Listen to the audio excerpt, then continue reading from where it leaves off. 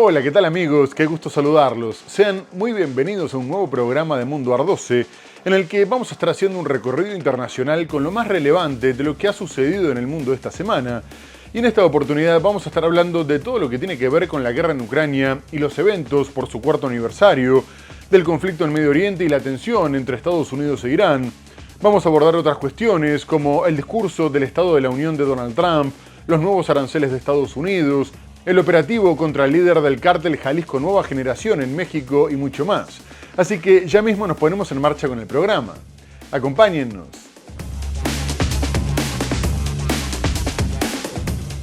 En el plano diplomático, Hungría anunció el domingo que bloqueará un nuevo paquete de sanciones de la Unión Europea contra el Kremlin. El presidente Donald Trump presumió el martes ante el Congreso de una remontada histórica de Estados Unidos. El ejército dijo en un comunicado que el capo, de 59 años, resultó herido en un enfrentamiento con militares en la localidad de Tapalpa, en Jalisco, y murió durante su traslado vía aérea a la Ciudad de México. Decenas de excarcelaciones se concretaron el sábado en Venezuela a través de la recién promulgada Amnistía General. El gobierno estadounidense anunció el viernes la revocación de los visados de 3 funcionarios chilenos. Quiero decirle al presidente de Estados Unidos, Donald Trump, que no queremos una nueva guerra fría. Hezbollah afirma que 8 de sus miembros murieron en los ataques aéreos israelíes perpetrados el viernes en la región oriental libanesa de Baalbek. 4 años después del inicio de la invasión rusa, el presidente ucraniano Volodymyr Zelensky afirmó que Moscú no ha alcanzado sus objetivos de guerra. Irán advirtió el lunes que cualquier ataque de Estados Unidos, incluso limitado, provocaría una respuesta con fuerza.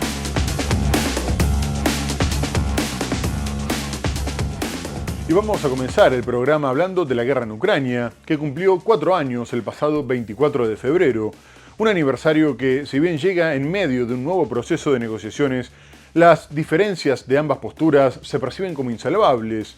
Y ante la falta de avances decisivos en el campo de batalla, ninguno está dispuesto a ceder en cuanto a sus objetivos.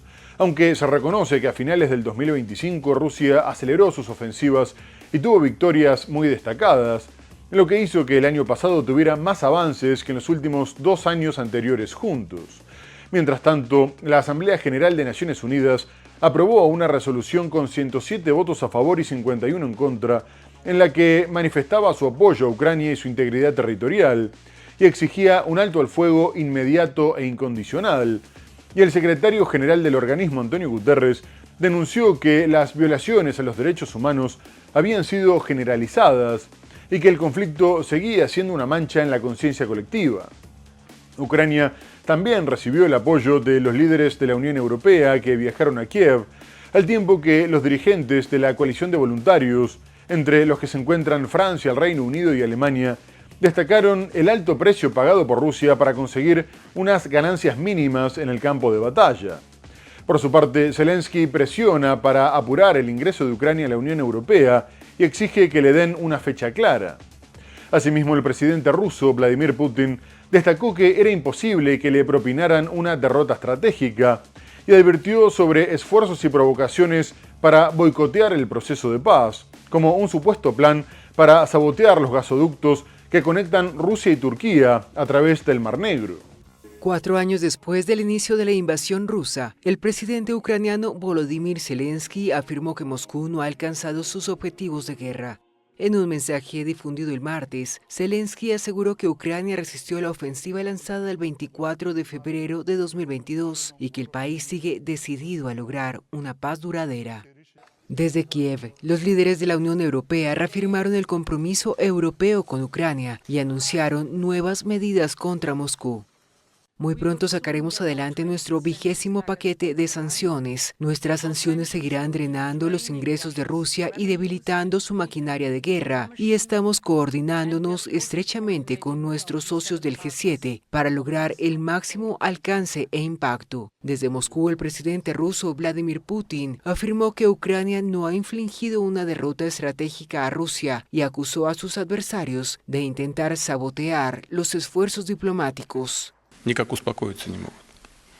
Ellos simplemente no logran calmarse, no saben qué hacer para arruinar este proceso de paz y el intento asociado de lograr un acuerdo diplomático. Están haciendo todo lo posible para montar una provocación y echar a perder todo lo que, permítanme decirlo con cautela, se consiguió durante las negociaciones. Hablaremos de esto a puerta cerrada. En paralelo, la Asamblea General de la ONU adoptó una resolución de apoyo a Kiev con 107 votos a favor, 2 en contra y 51 abstenciones, entre ellas Estados Unidos, reafirmando la soberanía e integridad territorial de Ucrania y exigiendo un alto el fuego inmediato, completo e incondicional. Y tras el cuarto aniversario de la invasión rusa, el mandatario ucraniano Volodymyr Zelensky dio su versión sobre el devenir de la guerra y aseguró que su país no está perdiendo, aunque tampoco estaba asegurada la victoria. Además, destacó el éxito de las recientes contraofensivas, en las que aseguró que habían recuperado 400 kilómetros cuadrados.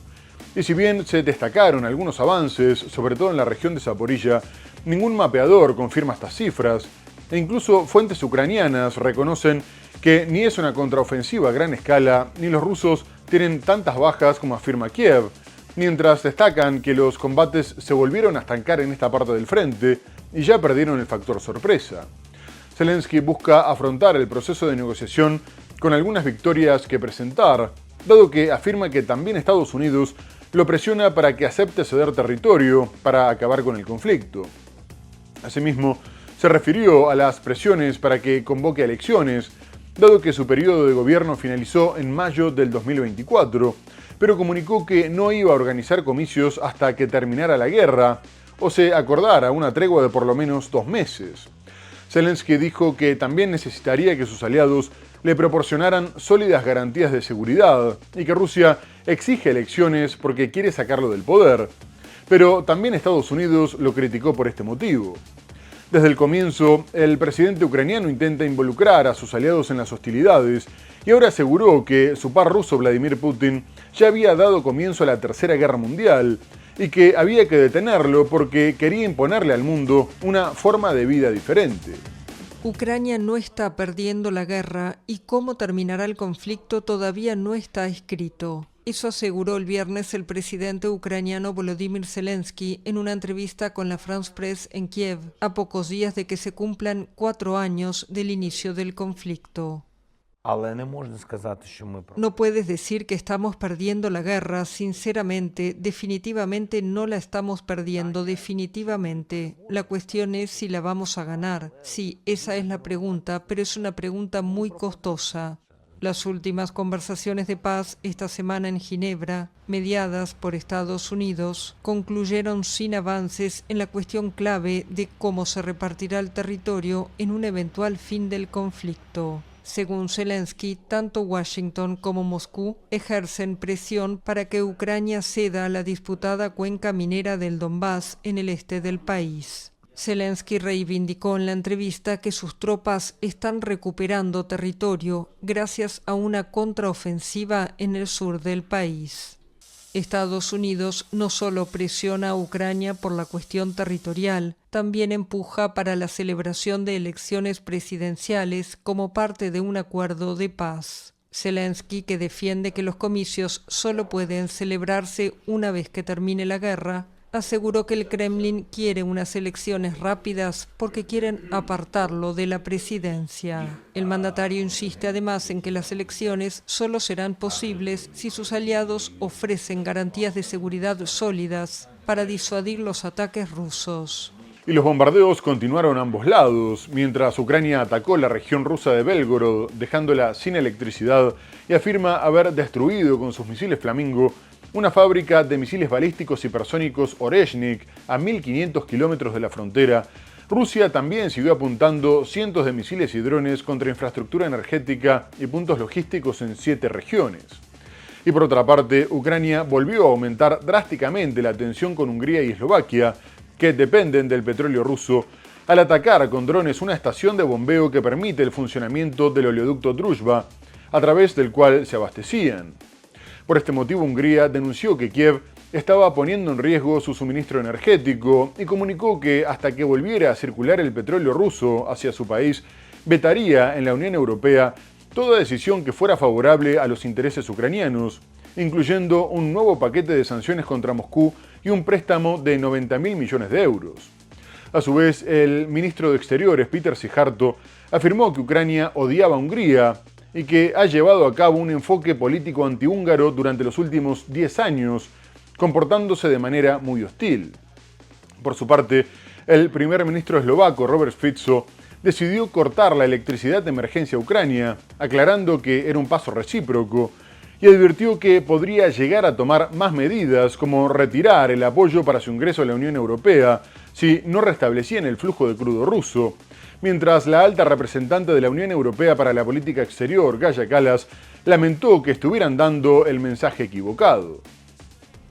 Rusia lanzó 50 misiles y casi 300 drones en un ataque nocturno contra Ucrania a pocos días del 4º aniversario de la guerra. Según el presidente ucraniano Volodymyr Zelensky, los principales objetivos fueron infraestructuras energéticas, instalaciones ferroviarias y sistemas de abastecimiento de agua en distintas ciudades. 15 personas, entre ellas 4 niños, resultaron heridas y un hombre murió en un ataque ruso contra la región de Kiev. Zelensky informó de que 7 regiones fueron alcanzadas, entre ellas Odessa, Kirovograd, Mykolaiv y Poltava. En Mykolaiv, 16.000 personas se han quedado sin electricidad con temperaturas bajo cero tras los daños sufridos por la infraestructura energética. Los servicios de emergencia también han reportado importantes daños e incendios de gran magnitud en instalaciones energéticas de la región suroccidental de Odessa. El presidente ucraniano añadió que solo esta semana Rusia ha lanzado más de 1.300 ataques con drones. En el plano diplomático, Hungría anunció el domingo que bloqueará un nuevo paquete de sanciones de la Unión Europea contra el Kremlin, debido a la interrupción de los suministros de petróleo ruso a través del oleoducto Druzhba. Ucrania afirma que el oleoducto que atraviesa su territorio para transportar petróleo ruso a Eslovaquia y Hungría resultó dañado a finales de enero por los ataques de Moscú. Hungría sostiene que Kiev es responsable de garantizar la seguridad y el funcionamiento de la parte del oleoducto que pasa por su territorio. Tras los vetos de Hungría, la alta representante de la Unión Europea para la Política Exterior, Kaja Kallas, acusó al país de haber violado el principio de cooperación leal del bloque, y lo mismo declaró el presidente del Consejo Europeo, Antonio Costa, que consideró que los miembros tendrían que respetar los consensos alcanzados por el resto. Y en medio de esta escalada entre Kiev y Budapest, la cuestión se metió de lleno en la campaña para las elecciones húngaras que tendrán lugar el próximo 12 de abril, en las que, según las encuestas, el mandatario Viktor Orbán podría perder el Ejecutivo tras 19 años, después de imponerse en 4 elecciones consecutivas. Orbán aseguró que, si perdiera su país, se vería arrastrado a la guerra, y acusó tanto a Kiev como a la Comisión Europea de querer forzar un cambio de gobierno, provocando escasez de combustible y un aumento del precio, con el objetivo de poner un gobierno títere que respondiera a los intereses de Zelensky. Por último, acusó a la oposición y a su principal competidor, Peter Magyar, de estar financiados por Kiev y Bruselas, sosteniendo que por eso priorizaban los intereses ucranianos a los húngaros. Por su parte, la fuerza opositora TISA destacó que, si bien apoyaban la soberanía y la integridad territorial de Ucrania y querían que fuera un Estado independiente, no apoyaban su adhesión acelerada a la Unión Europea, una cuestión que se decidiría a través de un referéndum, lo que tampoco es una buena noticia para Ucrania, dado que solo el 30% de los húngaros apoya su membresía. Además, los diputados de la formación en el Parlamento Europeo tampoco votaron a favor del préstamo de 90.000 millones de euros. Cuando se cumplen 4 años después de la invasión de Ucrania por parte de Rusia, la guerra entre ambos países vuelve a ser un tema central de la campaña electoral húngara. Fidesz, el partido gobernante prorruso actualmente en el poder, ganó las elecciones de 2022 con una mayoría de 2/3 tras una campaña centrada en la guerra. Los discursos electorales de Fidesz este año incorporan acusaciones de que Kiev está tratando de aislar a Hungría del petróleo y el gas natural de Rusia. Viktor Orbán, el primer ministro húngaro, ha subido el tono contra Volodymyr Zelensky.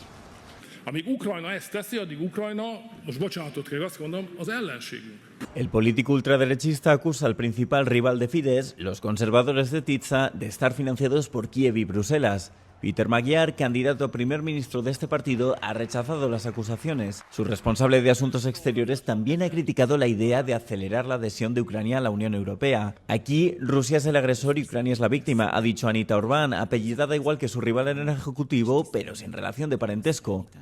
Anita Orbán asegura respetar y apoyar la soberanía y la integridad territorial de Ucrania y que estaría interesada en tener un ejecutivo independiente al otro lado de su frontera noreste. Esta opositora, sin embargo, señala que su partido no apoya una adhesión acelerada de Ucrania en la Unión Europea y no cree que sea algo que vaya a ser posible en un futuro próximo. El apoyo de la adhesión de Ucrania a la Unión Europea en Hungría es uno de los más bajos del viejo continente. Según una encuesta del Eurobarómetro realizada el pasado otoño, solo el 30% de los húngaros apoya la adhesión comunitaria de este país del este, mientras que, según otra encuesta de Sasabek realizada en enero, la misma cifra es del 56%. Y ahora vamos a dejar Ucrania para ir a Medio Oriente, porque la tensión en la región continúa aumentando después de que Donald Trump inaugurara el Consejo de Paz, creado en primer lugar para encargarse del proceso de paz en Gaza. Y es que, además de violar periódicamente el alto el fuego en la franja, dejando cerca de 600 muertos desde el comienzo del cese de hostilidades, Israel también apuntó contra Hezbollah en el Líbano, a pesar de la tregua con la organización islamista que rige desde noviembre del 2024.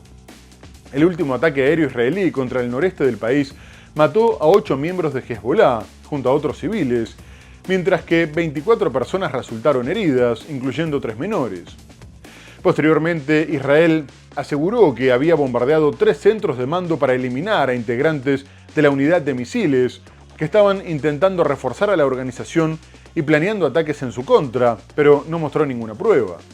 A su vez, se destacó que uno de los fallecidos era el hijo de uno de los fundadores de Hezbollah, Mohamed Yaghi, muerto en el 2023.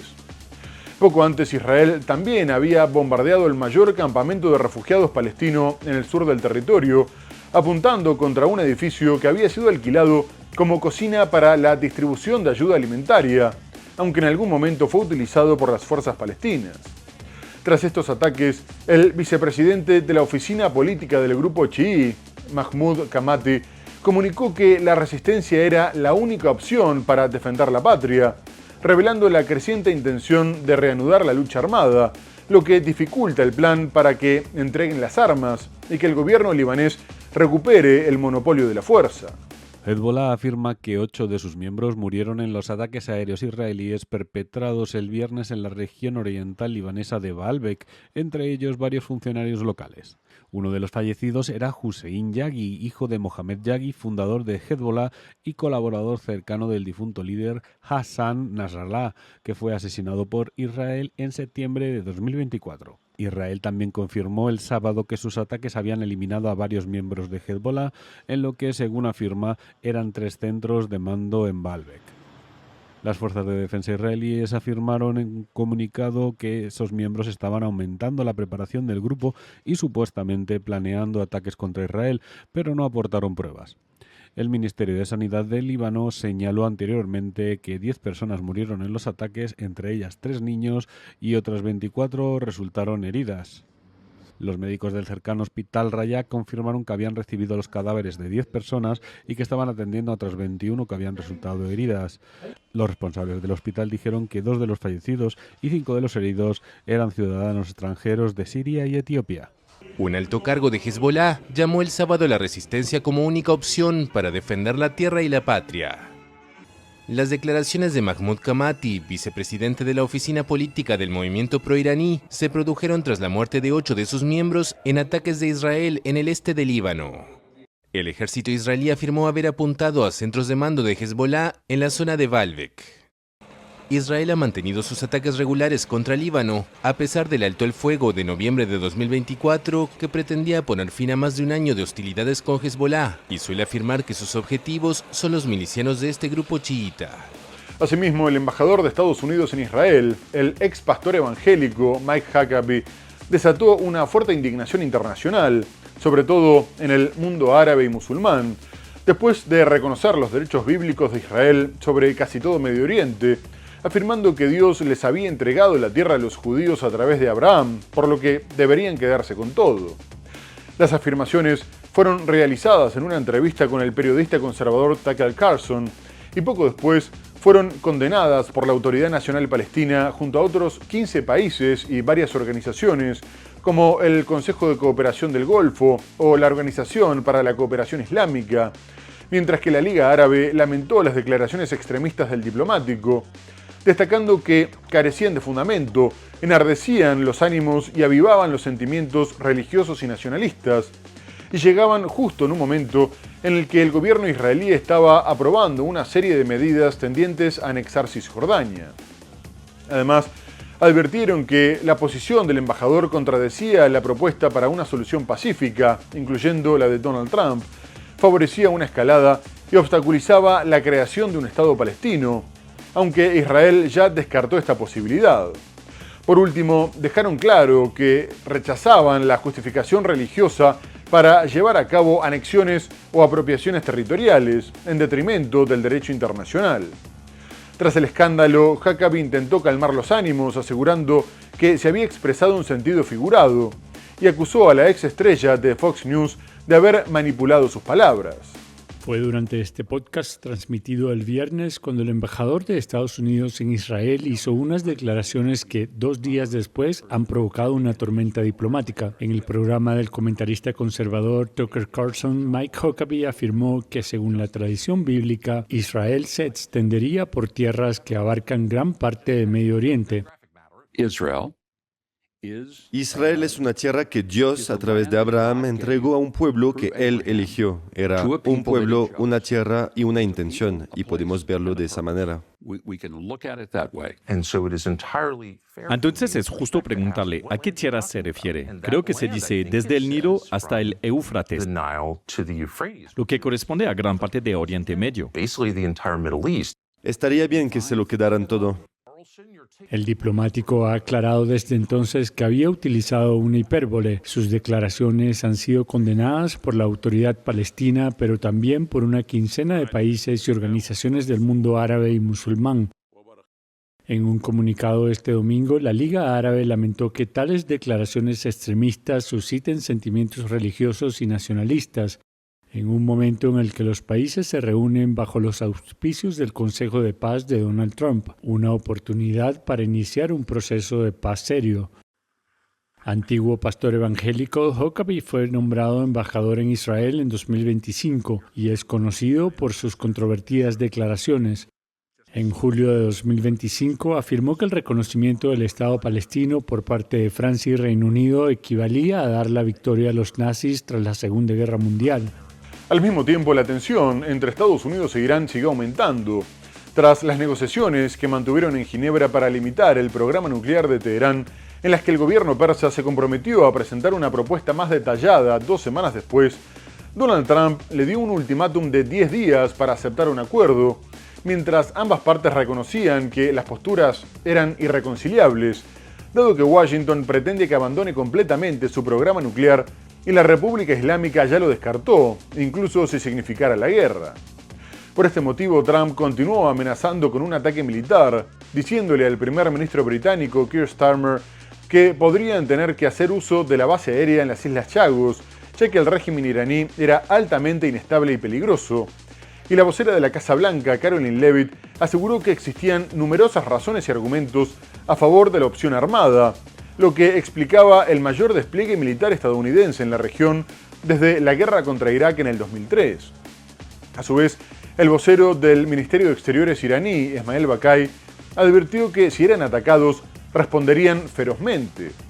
Por otra parte, el enviado especial de Estados Unidos para Medio Oriente, Steve Witkoff, aseguró sin pruebas que Irán podría estar a una semana de poder alcanzar una bomba atómica, en un intento de justificar un eventual ataque, y agregó que el presidente norteamericano no entendía por qué el gobierno persa no capitulaba ante ese tipo de presión, con el poder que habían llevado a la zona.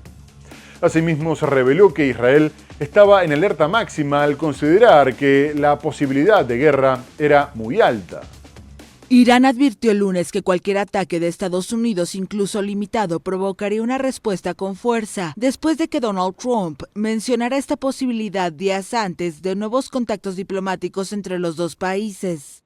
El presidente estadounidense, que presiona a Irán para un acuerdo que incluya el tema nuclear, ha ordenado un amplio despliegue naval y aéreo en Oriente Medio sin cerrar la vía diplomática. And with respect to your first question,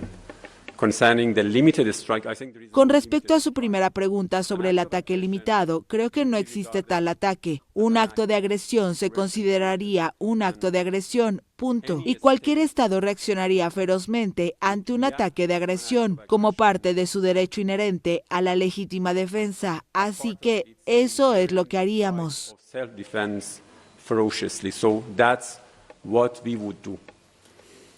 El lunes Trump desmintió artículos de prensa según los cuales el jefe del Estado Mayor estadounidense, el general Dan Kane, le habría advertido en contra de una intervención militar de gran envergadura a Irán.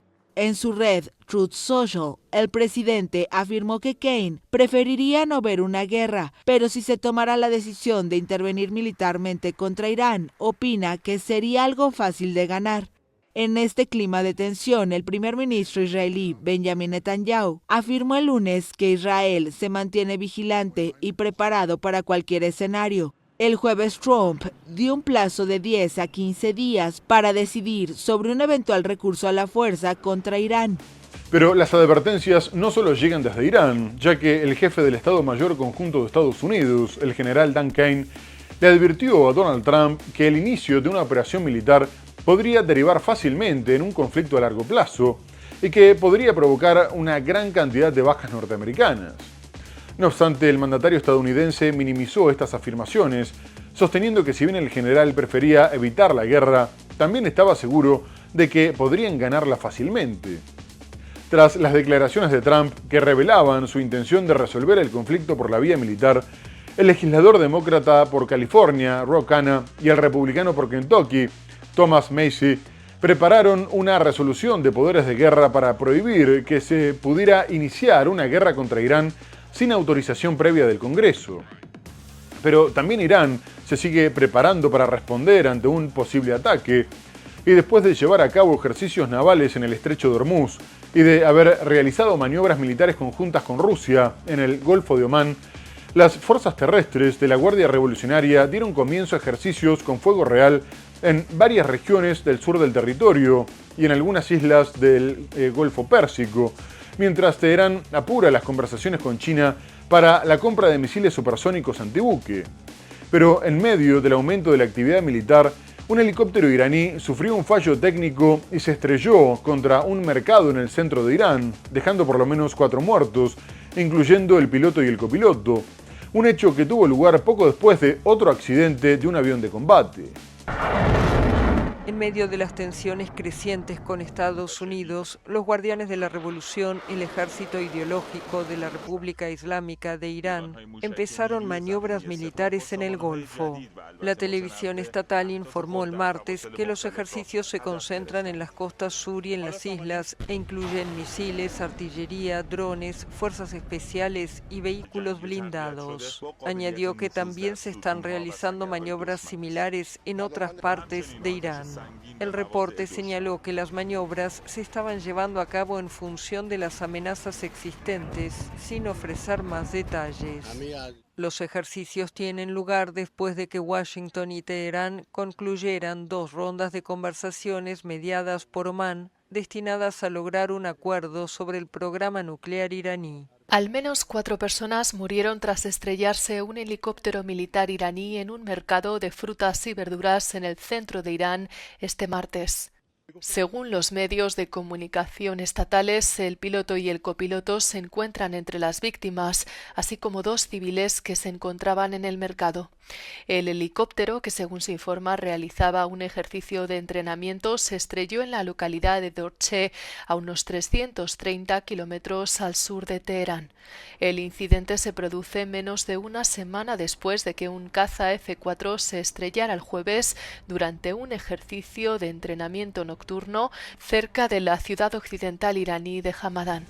Muy bien amigos, tenemos que hacer una breve pausa comercial y enseguida regresamos con más Mundo Ar-12 para hablar del discurso del Estado de la Unión de Donald Trump, del operativo contra el líder del cártel Jalisco Nueva Generación y mucho más. No se vayan, ya volvemos.